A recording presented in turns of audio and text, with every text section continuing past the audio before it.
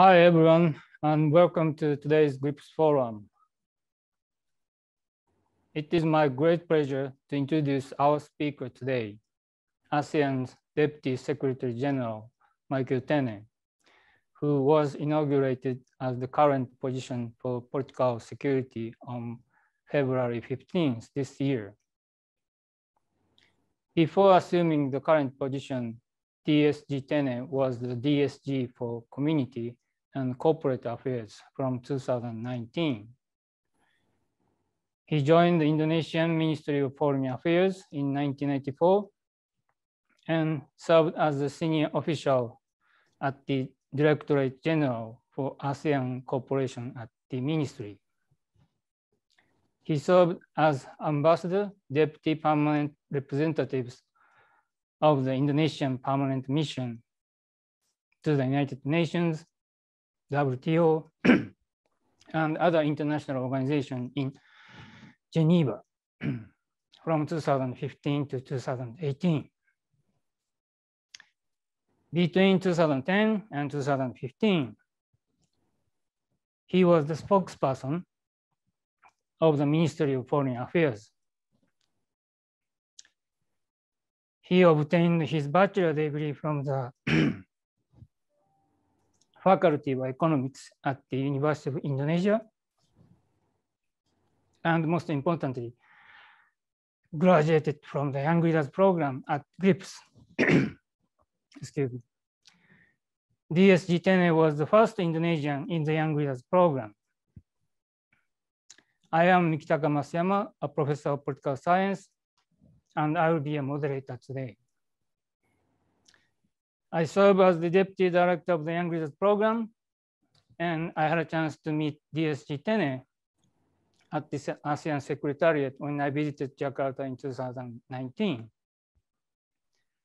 Since then, we have discussed how we can contribute to each other between the ASEC and GRIPS. DSG Tene plans to talk about 30 minutes and try to save time for questions and answers as much as possible. I expect we would be able to have a lively discussion today. The title of his talk today is ASEAN in the Indo-Pacific.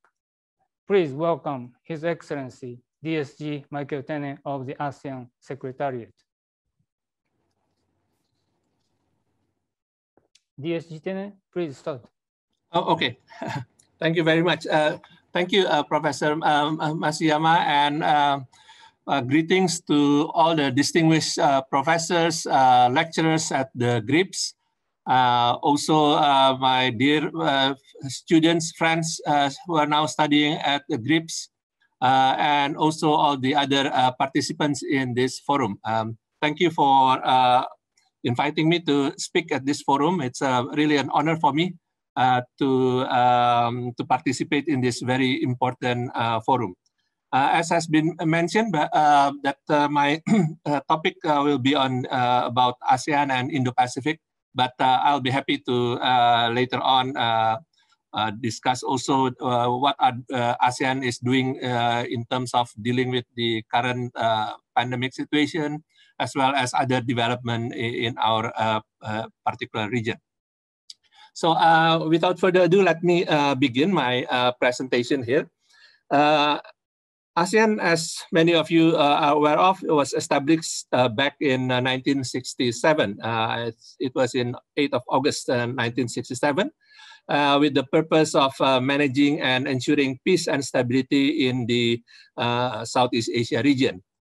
Just to recall, if you read the ASEAN Declaration or the Bangkok Declaration of 1967, among others, the purpose of the establishment of ASEAN is to promote regional peace and stability through abiding respect for justice and rule of law in the relationship among countries in the region and adherence to the principles of United Nations Charter.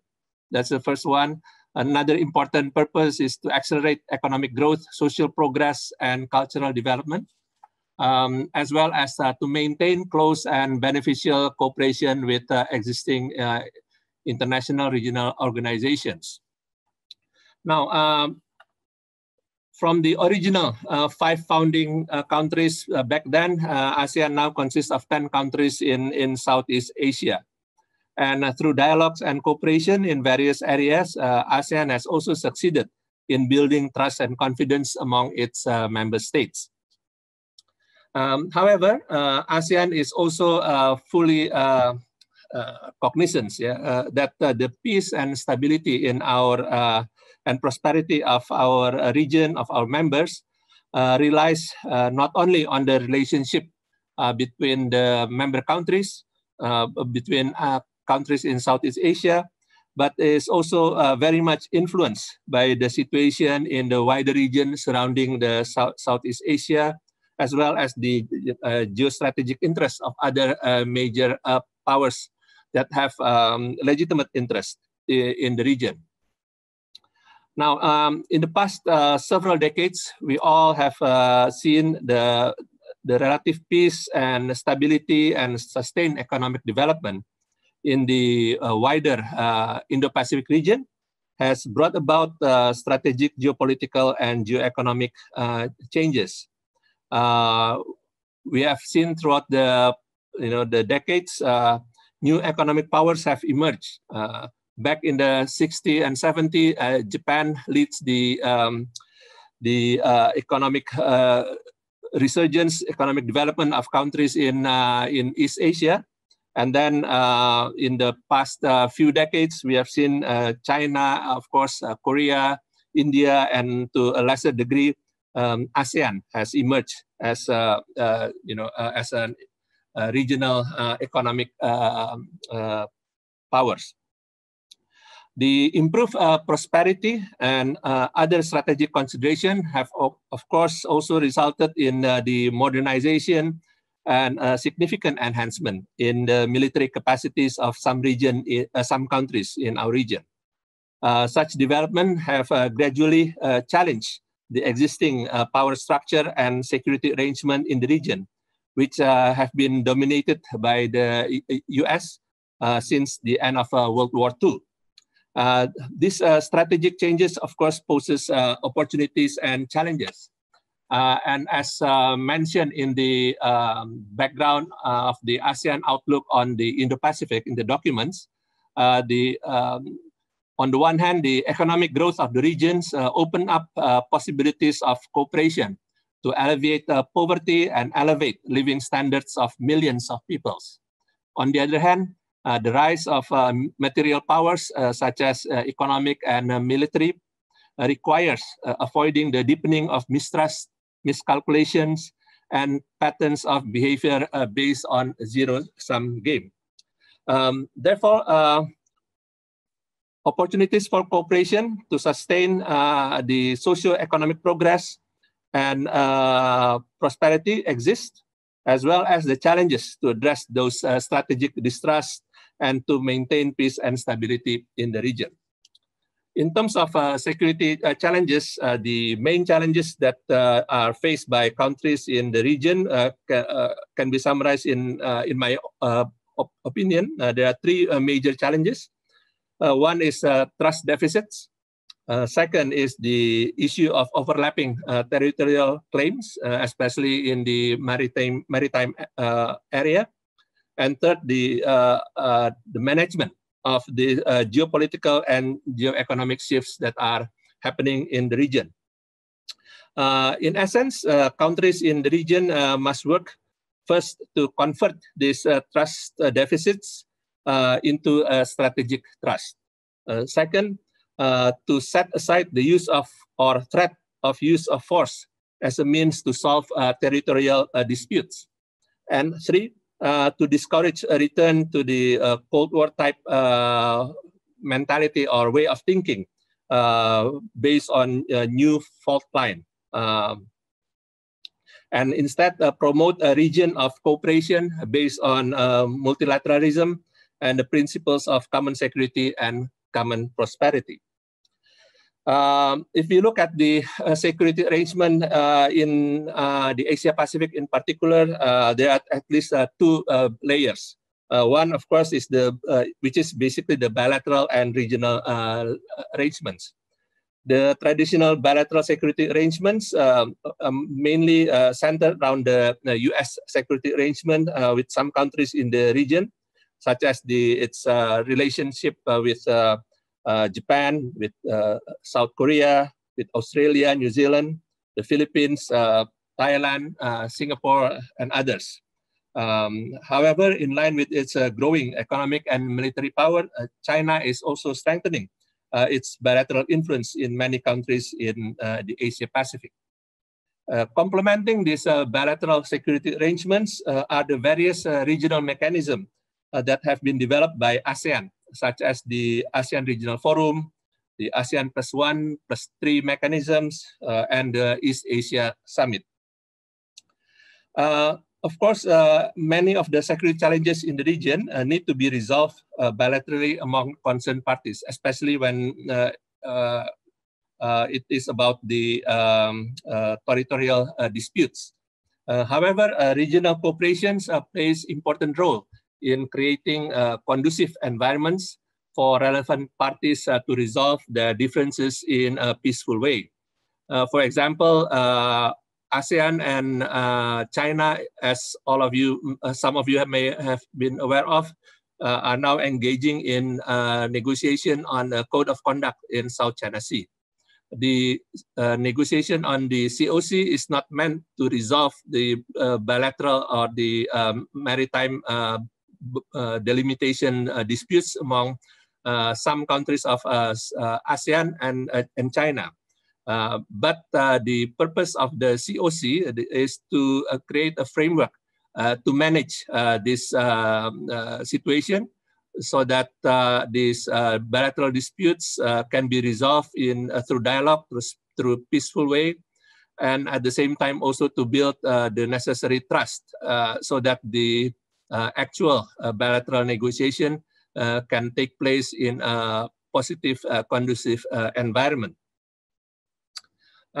Over the years, ASEAN has built a network of cooperation and various regional mechanisms to engage its partner as well, and in particular to deal with the geopolitical shifts that are happening in our region.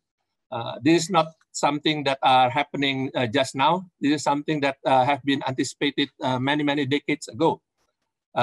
For example, when the ARF, the ASEAN Regional Forum, was established back in 1994, in the chairman's statement of the first meeting of the ASEAN Regional Forum back in July 1994, stated among others that recognizing the need to develop a more predictable, constructive pattern of relationship for the Asia-Pacific region, the meeting expressed its firm conviction to continue to work towards the strength and the enhancement of political and security cooperation within the region as a means of ensuring a lasting peace, stability, and prosperity for the region and its people.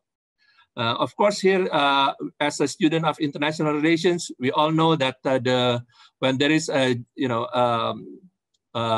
geopolitical, geostrategic shift in a region or in the world, the most important challenge is how to deal with the predictability of the transparency of the major actors. That is why in the first chairman's statement of the ARF mentioned the need to develop a more predictable, constructive pattern of relationships. But ARF is not the only mechanism that has been developed by ASEAN and its partners in dealing with this strategic shift that are happening in our regions. The establishment of the East Asia Summit back in 2005 is also a manifestation of ASEAN's policy of engagement and its recognition that the well-being of countries in Southeast Asia is closely linked to the situation and interest of countries in the wider Asia-Pacific regions. It is within this vein that back in 2014, Indonesia at the East Asia Summit proposed the strengthening of the East Asia Summit cooperation on maritime issues in the Pacific and Indian Ocean region. And then subsequently at the ASEAN-India Summit in 2018, Indonesia proposed to develop an Indo-Pacific concept to promote peace, security, development, and prosperity in the Indian Ocean and Pacific Ocean regions. Of course, Indonesia is not the first country to propose this concept of Indo-Pacific. I believe Japan is also among the first countries to articulate the need to develop an Indo-Pacific strategy. I think back in 2012, the Prime Minister has mentioned this.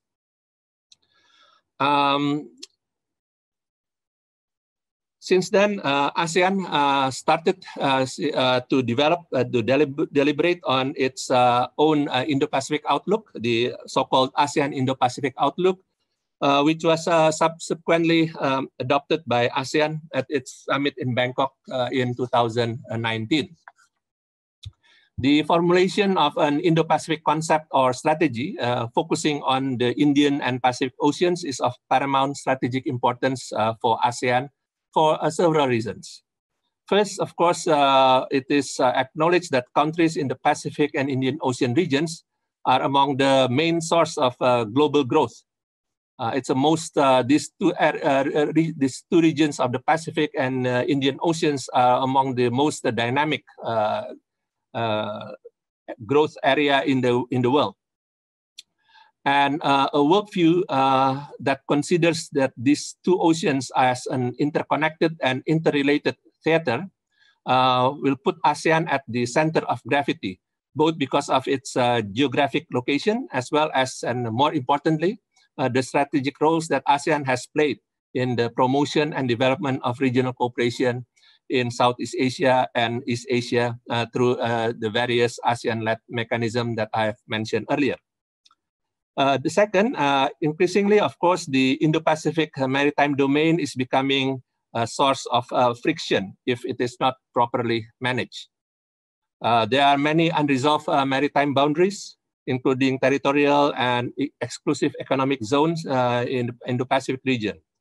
Marine resources, including fisheries, become increasingly scarce. And we have seen some incidents at sea that are, involving many of the fishermen of some countries in the region. Climate change and maritime pollution pose a serious problem for many coastal communities. And for some, these are not just a serious problem, but of an existential level that can threaten the livelihood of the community or even nations, as what is being faced by some of the smaller Pacific Island countries. Raising the importance of maritime issues on regional and international agenda, and promoting maritime cooperation based on common interests and taking concrete steps to address common concerns are of strategic importance for ASEAN. Third, the rapid development of countries in Asia, Pacific, and Africa presents enormous opportunity. However, it also creates strategic challenges. The most glaring example is what we are seeing for quite some time already, the increasing strategic rivalry between the major powers, such as between China and US. This is a challenge that has long been anticipated, as I have mentioned before. And for decades, ASEAN has taken the lead to develop regional cooperation and mechanism to manage such a situation. Southeast Asia lies in the center of these dynamic regions, and therefore it is in the interest of ASEAN to lead the shaping of this region's economic and security architecture, and ensuring peace, security, stability, and prosperity for peoples in Southeast Asia, as well as in the wider Asia-Pacific and Indian Ocean regions. So in other words, ASEAN has no choice rather than of taking active role. We cannot allow or be passive and allow others to shape the region. Although ASEAN consists of mainly small and medium countries, but our strategic locations the strategic role that has been played by ASEAN over decades provide us with the leverage to also contribute in shaping the regional architecture, security, and political architectures of our region. And by doing that, making sure that the emerging arrangements or platform or framework also take into account the interests of ASEAN.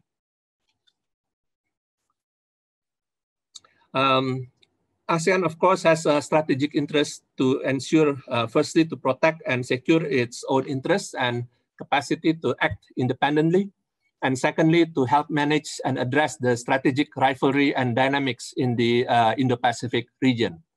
For ASEAN, in the face of increasing strategic rivalries, strengthening regional cooperation is the preferred policy to ensure that the Indo-Pacific remains a region of cooperation and not rivalries, a region of development and prosperity for all.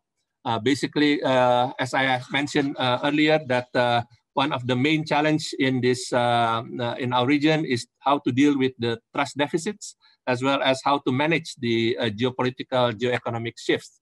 And this is precisely the answer that ASEAN have steadily adhered to, basically to avoid this kind of strategic rivalry by developing overlapping and a thick layer of network of cooperation that hopefully gradually and over time will help develop trust among the participating countries, as well as in meshing all the various interests that they have in both in political, security, economic, and socio-cultural area, so that the rivalry or the competition that the region is facing will not be defined only from political or only from security consideration, but can be balanced with the other areas in which the common interests of countries in the region are overlapping.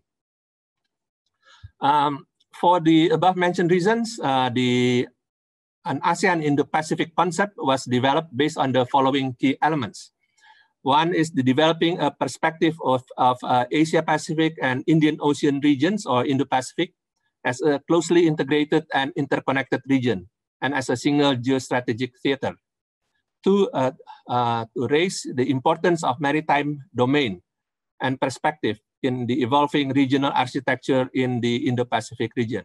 Of course, the Indo-Pacific, the concept of Indo-Pacific is basically a maritime concept.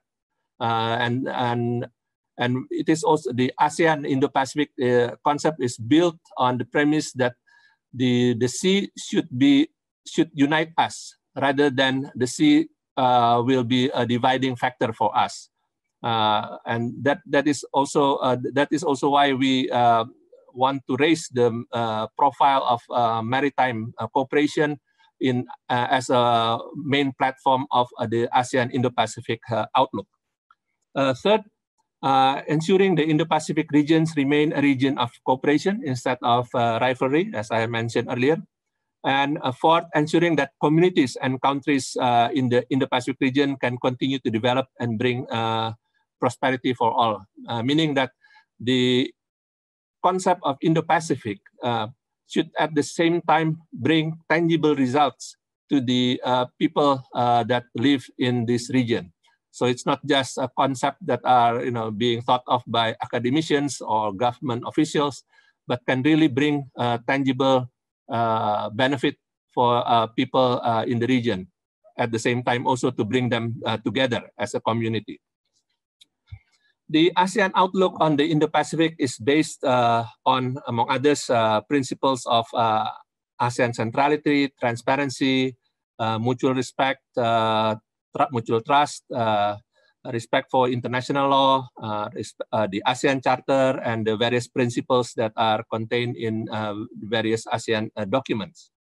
The Indo-Pacific strategy is also guided by the purpose and principles as contained in the Treaty of Amity and Cooperation, which, among other, encompass a peaceful settlement of disputes, renunciation on the threat or use of force, and promotion of rule of law, with a view to further promoting amity and cooperation among countries in the Indo-Pacific region.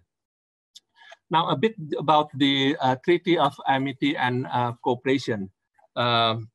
Many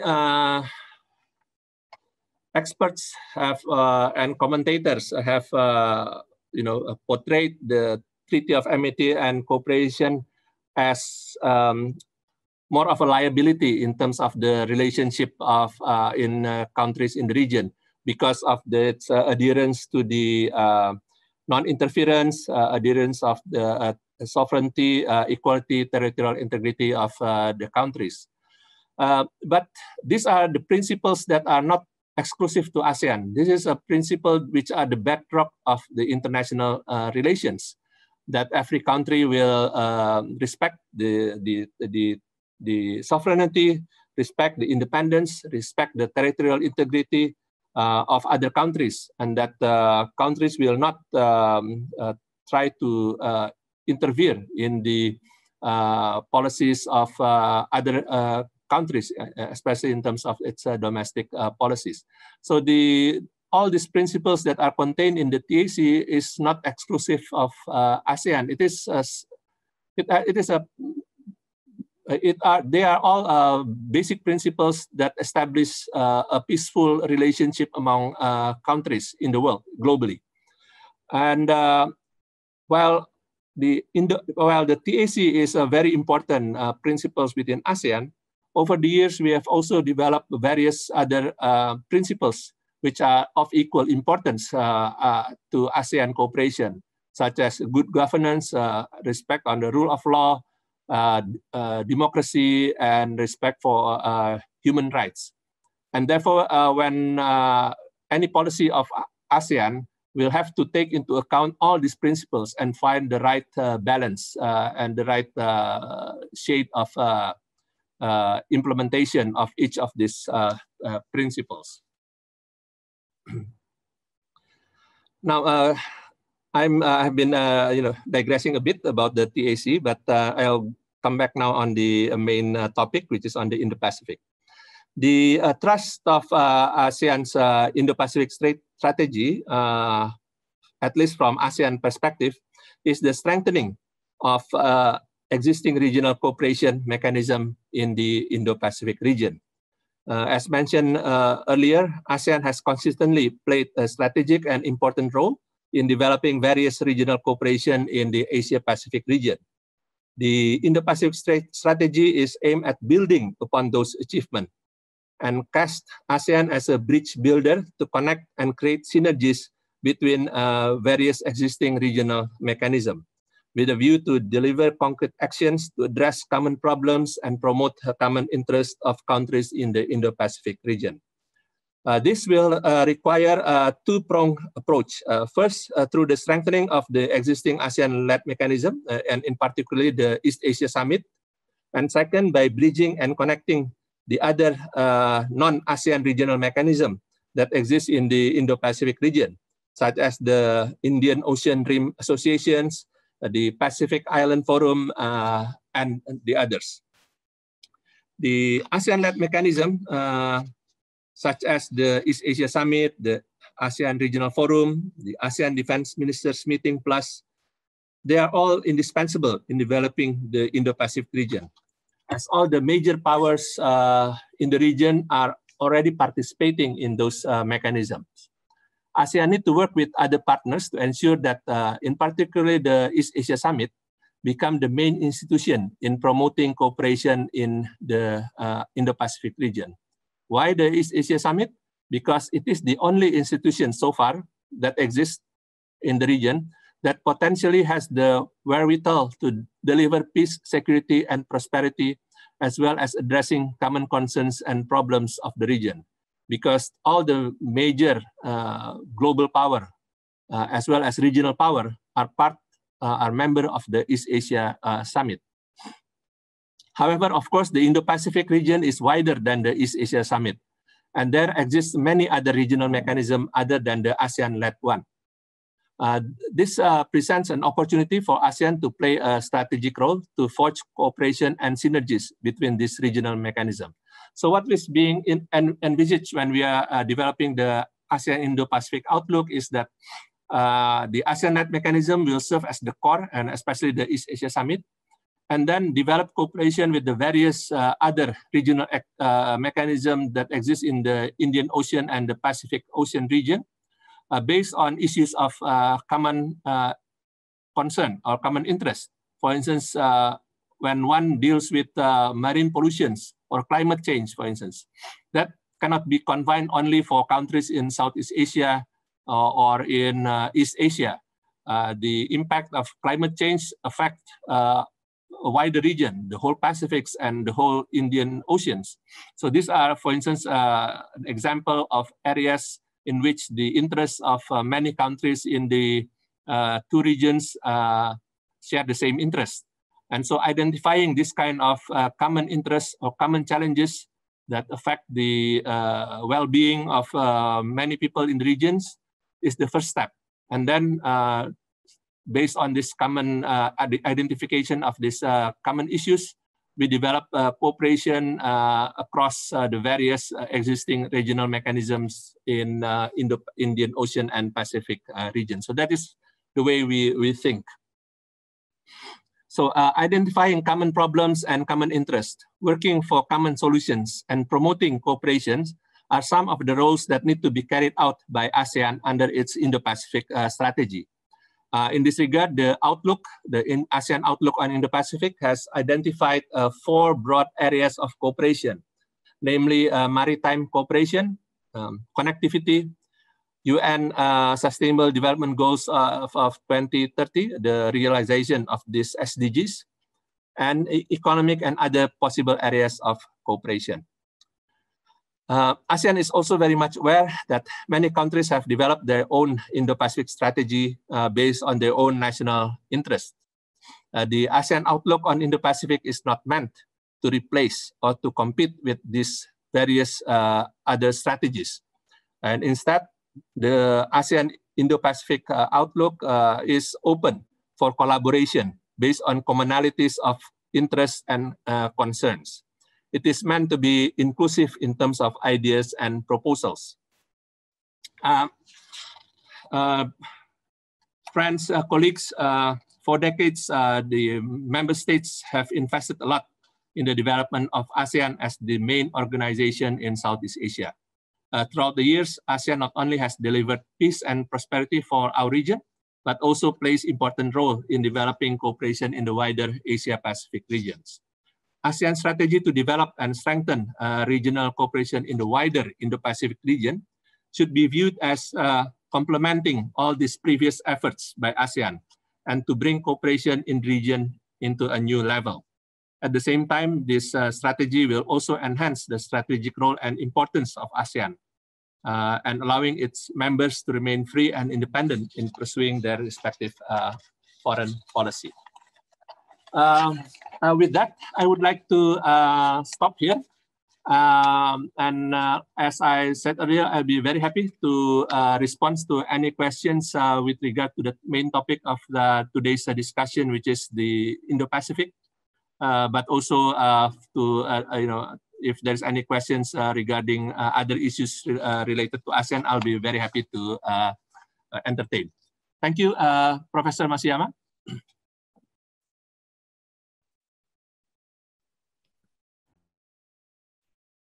Thank you very much for fascinating and stimulating talk, DSG Tene.